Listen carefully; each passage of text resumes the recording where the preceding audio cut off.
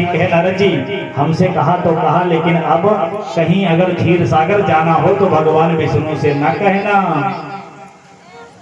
अब नारद जी ने विचार किया कि हमने जीवन में अच्छा काम किया, कामदेव को जीता, सफलता पाई, तो ये कह रहे हैं भोले बाबा कि नारायण से न कहना। क्यों नहीं कहेंगे, ये तो अच्छी बात है। हाँ, अगर कोई सफलता मिल जाए तो लोग लड्डू बांटते हैं खुशी में, हम तो जाके बताएंगे। तुरंत वहां से चल दिए और पहुंच गए क्षीर सागर। भगवान विष्णु ने पूछा, कहिए देवर्षि नारद, बहुते दिनन कीन मुनि दाया, कहाँ थे अभी तक? बहुत दिनों बाद दया की है, बस इतना कहना था। देवर्षि नारद ने पूरी कथा सुना डाली। अभिमानी व्यक्ति जो अहंकार में भरा हुआ हो, वो मिल जाए तो उससे पूछो कहाँ रहे हो भैया, बस तुरंत पूरी कथा चालू हो जाएगी। तुम्हें पता नहीं, मैं ये कर दिया, वो कर दिया, ये लाए, बोला, पूरी कथा स्वतः सुना जाएगा। बस उसी तरह नारद जी ने पूरी कथा सुना दी। भगवान ने सोचा, भक्त तो हमारा है, भक्त तो हमारा है, इसके हृदय में तो अहंकार का बीज अंकुरित हो गया है, इसे उखाड़ कर फेंकना पड़ेगा। क्योंकि भगवान की अगर हम भक्ति करते हैं ना, तो जब हमारा विनाश का समय आता है तो भगवान हमें बचा लेते हैं। देवर्षि नारद को बचाने के लिए भगवान ने एक माया रची और नारद जी वहां से प्रस्थान करते हैं। देखा क्या कि रास्ते में भगवान नारायण की इच्छा से एक माया का नगर बना और उस नगर का राजा शीलनिधि, जिसकी पुत्री विश्व मोहिनी और उसका स्वयंवर चल रहा था। और माया बस नारद जी जब आए तो देखा बड़ा सुंदर नगर है। पूछा ये नगर कैसा?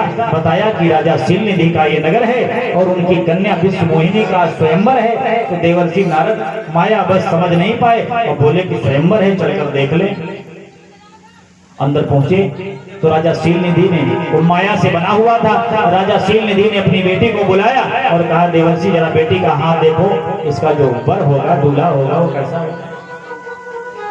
नारद जी ने हाथ देखा और जब माया से आदमी लिपटा होता है तो बुद्धि काम नहीं करती। नारद जी ने हाथ देखा और हाथ की रेखा में लिखा था कि इसका जिसके साथ विवाह होगा वो अमर होगा, इसका जिसके साथ विवाह होगा वो अमर होगा। और नारद जी ने पढ़ा क्या कि इसका जिसके साथ विवाह होगा वो अमर हो जाएगा।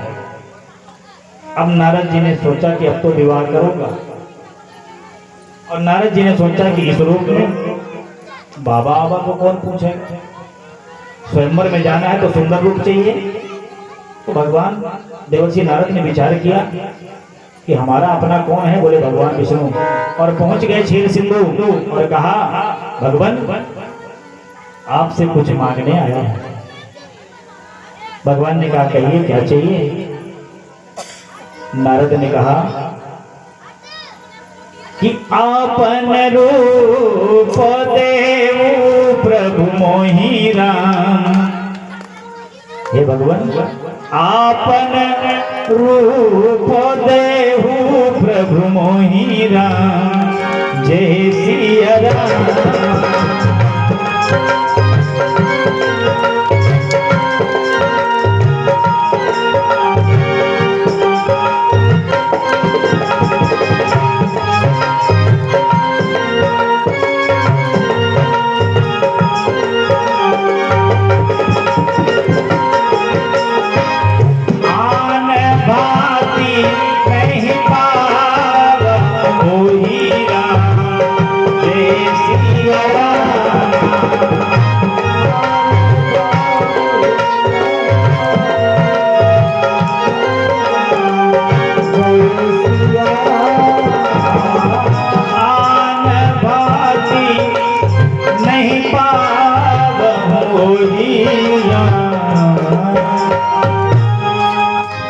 नारद जी ने कहा, अपना रूप हमें प्रदान कर दो, अन्यथा दूसरा कोई रास्ता नहीं है उसको पाने का।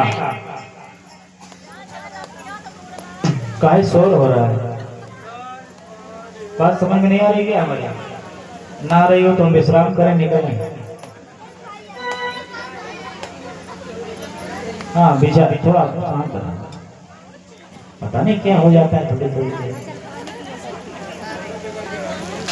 कथा अच्छी नहीं लग रही? अच्छा चले गए, बहुत बढ़िया बहुत बढ़िया।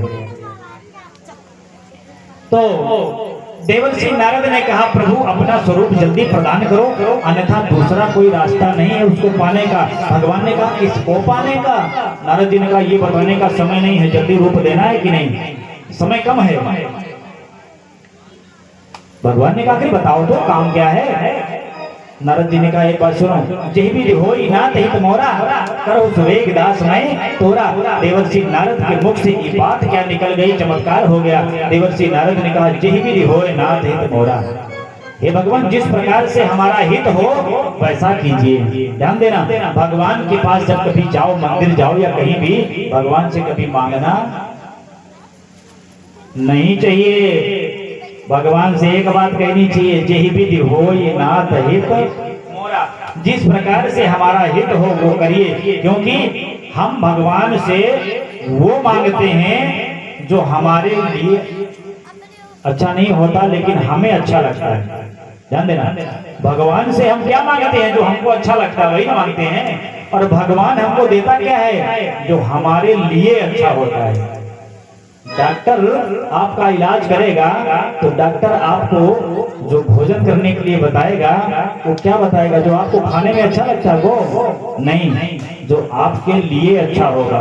बोलेगा मूंग की दाल पियो, आपको अच्छा नहीं लग रहा है ना, मन तो कर रहा है अच्छा खाएं, लेकिन बीमारी है तो डॉक्टर आपको वो नहीं देगा जिसमें स्वाद आएगा। डॉक्टर वो देगा जो आपकी बीमारी ठीक करने में सहायक हो। क्यों? क्योंकि आपका रोग ठीक करना है ना, इसलिए।